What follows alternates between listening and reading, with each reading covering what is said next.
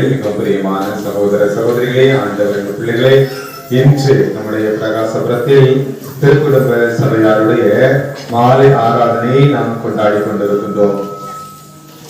திருக்குடும்ப சபை என்று சொன்ன உடனே ஒரு வார்த்தை நான் கடந்த ஆண்டு சொன்னேன், ஞாபகம் இருக்கிறதா? தந்தைக்கு ஒரு வார்த்தை சொன்னேன், தாய்க்கு ஒரு வார்த்தை சொன்னேன், குழந்தைக்கு ஒரு வார்த்தை சொன்னேன். என்ன வார்த்தை சொன்னேன்? தந்தை எப்படி இருக்க வேண்டும்? சத்தமா சொல்லுங்க. பொறுப்பார். அடுத்த தாய் எப்படி இருக்க வேண்டும்? ஜெபிக்க வேண்டும். அடுத்த குழந்தை எப்படி இருக்க வேண்டும்? மிகச்சிறப்பு. அப்போ அற்புதமான ஒரு காரியம். அன்பு பிள்ளைகளே, பொறுப்புள்ள தந்தை, பொறுப்புள்ள தந்தை, ஜெபிக்கின்ற தாய், சொல்லுங்க ஜெபிக்கின்ற தாய், கீழ்ப்படியும் குழந்தை, சொல்லுங்க கீழ்ப்படியும். இதுவே திருக்குடும்பம், இதுவே அருமையானவர்களே. எனவே இந்த திருக்குடும்பம் என்பது இங்கே இயேசு மரி சூசையில் மிகச் சிறப்பாக அது வெளிப்படுகிறது. எனவே ஒவ்வொரு குடும்பத்திற்கும் ஒரு அடையாளமாக, ஆசீர்வாதமாக, நம்பிக்கையாக திருக்குடும்பத்தை திருச்சபையானது நமக்கு கொடுத்திருக்கிறது. சூசையப்பர் எப்படி பொறுப்பா இருந்தார் பாத்தீங்களா? பாருங்க, அதாவது அன்னை மரியாதை குறித்து எதுவுமே தெரியவில்லை. அன்னை மரியாதை குறித்து எதுவும் என்ன செய்யல, தெரியல, குழப்பமாக இருக்கிறது. எப்படி இருக்குது? குழப்பமாக இருக்கு. அப்போ குழப்பமாக இருக்கின்ற சூழலிலே அவர் பாருங்கள், ஒரு நீதிமானாய் பொறுப்போடு நடந்து கொள்கின்றார். நீதிமானாய் பொறுப்போடு நடந்து கொள்கின்றார். அங்கே கனவில் ஆண்டவருடைய தூதர் அவருக்கு ஒரு வார்த்தை சொல்கிறார், உன் மனைவி மரியாதை ஏற்றுக்கொள்ள.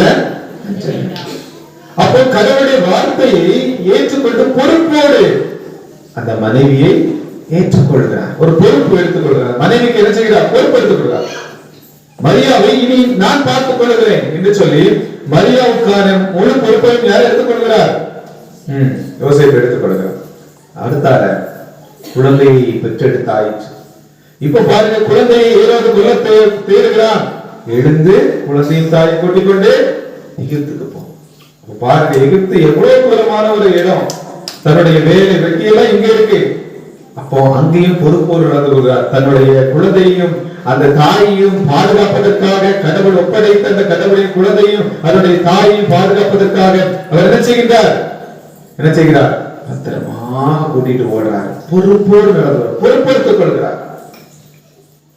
எனவே இந்த திருக்குடும்பத்தின் பாதுகாவலனாக ஒரு சூசேப்பர் விளங்குவதை பார்க்கிறோம். பொறுப்புள்ள தந்தை, இரண்டாவது ஜெபிக்கின்ற தாய். அன்னை மரியாள் என்ன செய்தாங்க? அவங்க எந்த வாயுமே பேசினாங்களா?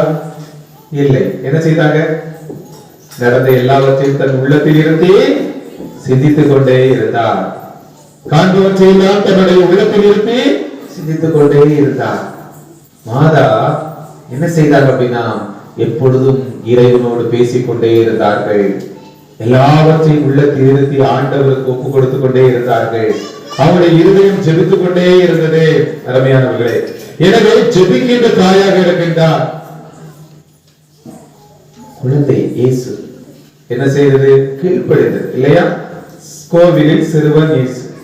அப்போ இயேசு சொல்றார், நான் என்னுடைய தந்தையின் அலுவலில் ஈடுபட்டிருக்க வேண்டும் என்பது உங்களுக்கு தெரியாதா என்று சொல்லுகிறார். அப்ப இயேசு சுவாமி எங்க இருந்திருக்கணும்? இயேசு சுவாமி எங்க இருந்திருக்கணும்? எங்க இருந்திருக்கணும்? சொல்லுங்க. கோயிலே இருந்திருக்கணும்ல. அவர் கோயிலே இருந்தாலும் வீட்டுக்கு வந்தாரா? வீட்டுக்கு வந்த. வீட்டுக்கு ஏன் வந்தாரு? தன் தாய்க்கும் தகப்பனுக்கும் ஒரு குழந்தை கீழ்ப்படிந்து நடக்க வேண்டும் என்பதை நம் பிள்ளைகள் எல்லோருக்கும் சுட்டி காட்டுவதற்காக அவர் கடவுளாய் இருந்தும் அழகாக கீழ்ப்படிந்து நடந்தார். இயேசுவுக்கும் மரியாவுக்கும் சூசேப்பருக்கும் என் அன்பு பிள்ளைகள். எனவே அருமையான இந்த மூன்று வார்த்தைகளை நீங்கள் குடும்பத்தில் பதித்துக் கொள்ளுங்கள். பொறுப்புள்ள தந்தை, ஜெபிக்கின்ற தாய், கீழ்ப்படியும் பிள்ளை. இதுவே திருக்குடும்பம். நீங்க நல்லா பாருங்க. சில நேரங்கள் நிறைய குடும்பங்கள் ஒரு இடத்துல உட்காருங்கம்மா, ஒரு இடத்துல உட்காருங்க, சுத்திக்கிட்டே வர்றீங்க, எழும்ப கூடாது. இப்போ பாருங்க, ஒரு குடும்பத்துல ஒரு தகப்பன் குடிச்சிட்டு குடிச்சிட்டு குடிச்சிட்டு குடிச்சிட்டு குடிச்சிட்டு தன்னைய முளைத்தான். குடும்பத்துல சாப்பிடறதுக்கு காசு இல்ல, பிள்ளைங்களாம் கஷ்டப்பட்டாங்க. மனைவியும் 3 பெண் குழந்தைகளும் ரொம்ப வேதனைப்படுறாங்க. ஒரு நாள் ஆக்சிடென்ட்ல இறந்து போயாச்சு. ஒரு காசும் இல்ல, ஒண்ணும் இல்ல. எப்படி அந்த தாய் அந்த பிள்ளைகளை 3 பெண் பிள்ளைகளை கரையேற்றுவது? அப்போ இந்த தாய் பாருங்க, தகப்பனுடைய வேலையும் செய்ய வேண்டும், தாயுடைய வீட்டு வேலைகளையும் செய்ய வேண்டும். ஒரு கணவன் இல்லாத, ஒரு ஆண் துணை இல்லாத ஒரு குடும்பமான நிர்கதியாக அந்த குடும்பத்தின் நிலையை பாருங்கள், எவ்வளவு வேதனை. எனவே என்ன செய்யணும்? 3 பெண் குழந்தைகளை படிப்பதற்கு அதற்கான எவ்வளவு செலவுகள் இருக்கிறது? அவர்களுக்கான எதிர்கால வாழ்வை அமைத்துக் கொடுப்பது யார்? ஒரு தகப்பன் பொறுப்பற்றிருந்தால் அந்த குடும்பமே அனாதையாக தெருவுக்கு வந்துவிடும். இந்த குடும்பத்தை போல எத்தனையோ குடும்பங்கள் இருக்குது, எத்தனையோ குடும்பங்கள் இருக்குது. இன்னைக்கு பொறுப்பில்லாத தகப்பனால் அனாதை போல் வாழக்கூடிய சூழலை தள்ளப்படக்கூடிய குடும்பம். இன்னைக்கு ஜெபிக்கின்ற தாய் இல்லாத காரணத்தினால் ஒரு குடும்பத்தில் 5 குழந்தைகள், எல்லாம் அழகான குழந்தைகள் தான். ஆனா திடீரென்று ஒரு நாள் காணவில்லை இந்த தாயை, காணவில்லை இந்த தாயை. எப்படியா இருக்கிறது? மிகவும் வேதனைப்பட்டார்கள், மிகவும் வேதனைப்பட்டார்கள். அந்த குழந்தைகளை எல்லாம் பார்க்கின்ற பொழுது இத்தனை 5 அழகு குழந்தைகளை விட்டுவிட்டு இந்த தாய் செல்லக்கூடிய காரணம் எப்படி நேர்ந்தது? ஒவ்வொரு குழந்தையும் வயிற்றுல சுமக்கும் போது ஒருவேளை இந்த தாய் நல்லா செபிச்சிருந்தாங்க அப்படின்னாக்க என்ன பிரச்சனை வரட்டும், என்ன காரியம் வரட்டும், அந்த குழந்தைகளுக்காகவே கடைசி வரை அங்கே இருந்து இறந்திருப்பார்களே. ஆனால் இது இல்லாமல் எங்க போனீர்களே தெரியாமல் போய்விட்டதே. அருமையானவர்களே, இதே போல ஜெபிக்காத தாய்மார்கள் எத்தனையோ குடும்பங்கள் இருந்து கொண்டிருக்கிறார்கள். சீரியல், தொலைக்காட்சி பெட்டி என்றே செத்துக் கொண்டிருக்கிறார்கள். டிவியை பார்க்கறாங்க, சோறு உள்ள இறங்காது. அப்படி எத்தனை பேர் இருக்காங்க இன்னைக்கு? இருக்காங்க இல்லையா? இருக்காங்க இல்லையா? டிவி பார்க்கறே, சோறு தண்ணி உள்ள இறங்காது. சரியா? அப்போ யோசிச்சு பாருங்க, டிவிக்கு கொடுக்கிற முக்கியத்துவம். இல்லை என்றால் தனிப்பட்ட தேவையில்லாத வம்பள பேச்சு, பக்கத்து வீட்டுல உட்கார்ந்து பேசுறது, தேவையில்லாத பேச்சுக்கள். இன்னைக்கு அதை எங்க பார்க்கலாம்? வீட்டுல நம்ம உட்கார்ந்து இருக்கிறோம், சும்மா உட்கார்ந்து இருக்கும் போது சில பேரை பார்க்கிறோம், ஒரு நேரம் சும்மா இருக்க மாட்டாங்க, எதையாவது செஞ்சுக்கிட்டே இருப்பாங்க. சில பாட்டிமார்களை பார்ப்பேன், ஒரு நேரம் உட்கார மாட்டாங்க. என்னுடைய பழைய பங்குல இருக்கின்ற சமையலமா பாக்குறேன், இந்த பங்குல இருக்கிற சமையலமா பாக்குறேன். பகல் நேரங்கள்ல ஒரு நேரம் உட்கார்ந்தது போல இருக்காது. என்ன செய்வாங்க அப்படின்னாக்க வடக்கு மாநிலத்தை கூட்டிக்கிட்டே இருப்பாங்க, சுத்தம் பண்ணிக்கிட்டே இருப்பாங்க, ஏதாவது ஒன்று செஞ்சு கொண்டே இருப்பாங்க. இந்த வயதுல இவங்க இவ்வளவு வேலைகளை செய்து கொண்டே இருக்கிறார்கள் பார்க்கின்ற பொழுது நமக்கு ரொம்ப பிரமிப்பா இருக்கும். இப்ப நம்மளுக்கு கால் கை நல்லா தடமா இருக்கு, சின்ன வயசா இருக்கு, நம்ம எந்த அளவுக்கு நம்ம வேலை செய்யணும், எந்த ஒரு எண்ணம் உள்ளத்திலே வருகிறது. இன்னைக்கு வயதானவர்களே பலர் நம்பி சும்மா இருக்காம ஏதாவது வேலை செஞ்சுக்கிட்டே இருப்பாங்க அப்படின்னா இன்னைக்கு எத்தனை குடும்பங்கள் நீங்க பாருங்க, அப்படியே என்னது போக மறைச்சு வைக்காம காலில் உள்ளது அப்படியே கிடக்கும், தலையில அந்த பக்கம் கிடக்கும், சரிதானே? அப்புறம் துணி இந்த பக்கம் கிடக்கும், பார்க்கறதுக்கு பயங்கரமா இருக்கும். உள்ள போனா ஒரு யுத்தம் நடந்தது போல காட்சி கிடைக்கும், ஒரு யுத்தம் நடந்தது போல காட்சி கிடக்கும். ஏன்னா யுத்தம் நடக்காது, அமைதி தினசரி காட்சியா தான் அது. யுத்த காட்சியில தினசரி காட்சி. எங்க வீட்டுல எப்போ இப்படிதான் இருக்கணும், சரியா? சில நேரங்கள் யோசிச்சு பாருங்க, ஒரு துணியை மடிச்சு வைக்கிறதுக்கு நமக்கு என்ன கஷ்டம் இல்லையா? நம்ம யோசித்து பாருங்க. எனவே குட்டி குட்டி விஷயங்களை அந்த தாய் ஜெபித்துக் கொண்டே இருந்தாங்க. வீட்டுல உள்ள குட்டி குட்டி விஷயங்களை செய்ய கடவுள் வச்சிருவாரு. காலில இருந்து சாயந்தரம் வரை சில நேரம் போகாம இருக்கும், நேரம் போகாம கிறுக்கு பிடிக்கும்.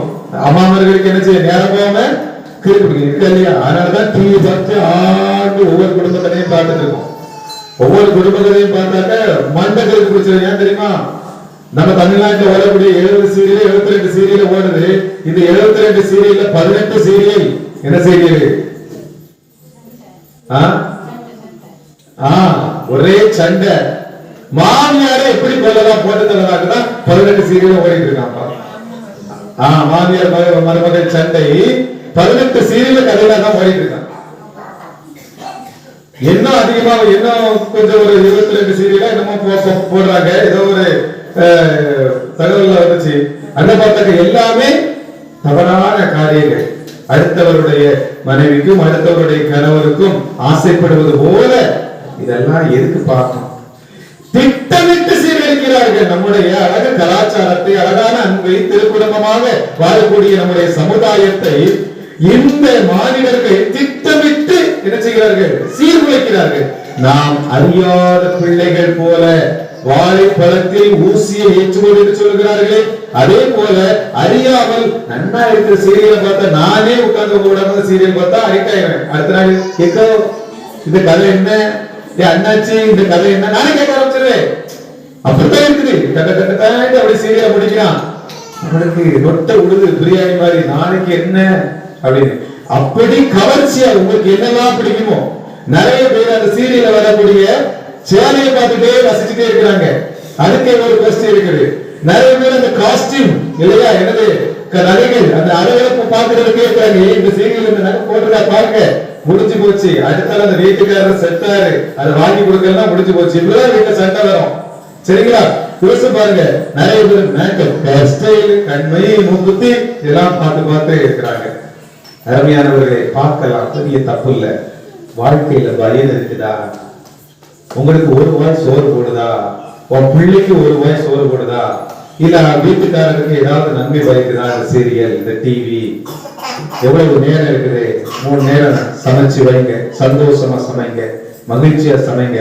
சமைச்சு வச்சுட்டு மிச்சம் இருக்கிற நேரத்துல மாதாவை போல இருங்க, மிச்சம் இருக்கிற இடத்துல மாதாவை போல இருங்க.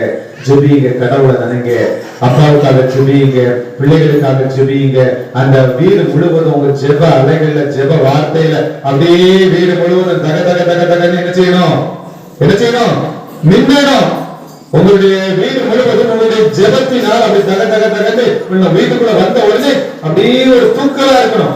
எப்படி இருக்கணும்? வீட்டுக்குள்ள வந்து தூக்கல அந்த ஜெபங்கள் இருக்கிறது எப்பொழுதும்.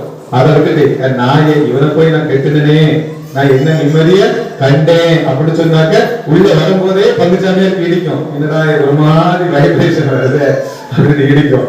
கால் தட்டும், தலை தட்டும். எதுக்கு? உள்ள கெட்ட கெட்ட வார்த்தைகள்லாம் என்ன செய்யும்? முட்டிக்கிட்டு நீக்கும். அருமையான பிள்ளைகளே, இது வேடிக்கை நினைக்க வேண்டாம், உண்மையிலும் உண்மை. புரிவதற்காக வேடிக்கை சொல்கிறேன். உங்கள் வீடுகளை நீங்க ஜெபத்தினால், ஜெப அலையால் என்ன செய்யுங்க? மகிமை செய்யுங்க, பிரகாசமா இருக்கணும். அப்ப வாய்ப்புள்ள போது உட்கார்ந்து ஜெபிங்க. வீடு அப்படி சுத்தமா மடிச்சு வைங்க. பொருட்களமா என்ன செய்யுங்க? எப்பவுமே வைக்காதீங்க. செத்தனா மடிச்சு வைங்க, துவைங்க, துவைச்சு காய போடுங்க, துவைச்சு காயப்பட்ட துணியை மடிங்க. ஒவ்வொன்றையும் செய்யும் போது எவ்வளவு சந்தோஷம் இருக்கு தெரியுமா? கை காலெல்லாம் நல்லா என்ன செய்யும்? நல்ல திடகாத்திரமா வரும். இன்னைக்கு அதனாலே நிறைய நோய்கள் வந்துகிறது. எனவே ஒரு தாய் மரியாதை போல இருக்கணும் வீட்டுல. அப்புறம் அருமையான குழந்தைகள், இந்த சின்ன குழந்தைகள் கீழ்ப்படிதல் உள்ள குழந்தையா இருக்கணும். சரி சுவாமி அழகா சொல்லிட்டாங்க, ஊதாரி மைந்த கோமை இல்லையா? ஒரு அப்பா சொல்ல கேட்காம போனோடனே நல்ல என்னாச்சு? நல்ல என்னாச்சு? பண்ணி மேய்க்கிறது. என்னாச்சு? பண்ணி மேய்க்கிறது. உண்மையிலே அப்பா அம்மா சொல்ல கேட்காத எந்த பையனோ இல்ல எந்த பிள்ளையோ உருப்பட்டதாக சரித்திரமே கிடையாது. அது பண்ணி மேய்க்கிற வாழ்க்கை தான் அங்க வாழ்வாங்க. போய் எங்கேயுமே இருக்கலாம், ஆனா பண்ணி மேய்க்கிறதுக்கு சமம் தான் அந்த வாழ்க்கை. ஆண்டவர் நான் சொல்லல, சேசுவாமி சொல்லிட்டாரு. அந்த பண்ணி சாப்பிடக்கூடிய அந்த நெச்சுக்களை கூட கிடைக்காது, ஆசீர்வாதம் கிடைக்காது. ஏதோ வாழ்ந்துட்டு இருப்பிய. உன்னுடைய தாயை போற்று, தகப்பனை போற்று. அதுதான் எனது சேசுவாமி சொல்லி தந்திருக்கிறது. எனவே அன்பு பிள்ளைகளை, நம்முடைய சூசையை குறைக்குள்ள பொருளுக்குள்ள தகப்பனமாக நம்முடைய குடும்பத்தில் உள்ள தகப்பன்கள் இருக்க வேண்டும். நம்முடைய மாணவை போல செபிக்கின்ற தாய்மார்களாக என் தாய்மார்களே நீங்கள் இருக்கணும். ஒவ்வொரு குழந்தைகளும் உங்கள் இருவரையும் பார்த்து கீழ்ப்படிந்து நடக்க வேண்டும். என் அப்பாவுக்கு நான் கீழ்ப்படியணும், என் அம்மைக்கு கீழ்ப்படியணும் சொல்லி அந்த குழந்தைகள் கீழ்ப்படியணும். நிறைய இடத்துல குழந்தைகளை கெடுக்கிறதே நீங்களாக இருக்கிறீங்க, கஷ்டமாக இருக்கிறது. குழந்தையோட கட்டணும் அப்படின்னாக்க இந்த மாதிரி அதை அவன் தூங்கிட்டு இருந்தா அவன் அது ஒன்னே பாரு, உடனே நீங்க சாடு உங்ககிட்டே கேட்டாங்க. பாதி எத்தனை அம்மாவாக்கு அப்பாக்கிறது வரும் தெரியுமா? இன்னைக்கு நான் நிறைய அனுபவப்பட்டிருக்கேன். குழந்தைகிட்ட கேட்பேன், அப்படி அப்பா பதில் சொல்லுவாரு. குழந்தைகிட்ட திட்டுவோம், அப்படி அம்மா அப்பா சொல்ல சாக்கு போகுது. சொல்லக்கூடாது. உங்கள் குழந்தையை பாதுகாக்கிறீர்கள் என்ற போர்வையை கெடுத்து குட்டிச்சுவராக்குகிறீர்கள். ஆனா உங்களுக்கு டென்ஷன் கோவம் ஏறிட்டு என்ன செய்வீங்க? நல்லா கொஞ்சம் போடுறது எல்லாம் அது தப்பு, அது செய்யக்கூடாது. உங்களுக்கு டென்ஷனா இருக்கிற நேரத்துல நீங்க அடிச்சு கொள்றதுக்காக கடவுள் உங்களுக்கு பிள்ளையை கொடுக்கல. அது தவறுகின்ற பொழுது கண்டித்து கனிவோடு கண்டித்து திருப்புவதற்காக கடவுள் உங்களுக்கு பிள்ளையை கொடுத்திருக்காரு உங்க கையில. எனவே அருமையான பெற்றோரை இந்த திருக்குடும்பத்தை பாதுகாவலில் நம்முடைய குடும்பங்களை ஒப்புக் கொடுப்போம். நிச்சயமாக நம்முடைய ஊரினுடைய ஒவ்வொரு குடும்பமும் இந்த திருக்குடும்பத்தின் நிழலில் எப்பொழுதும் ஆசீர்வாதமாய் வாழும். ஆமென்.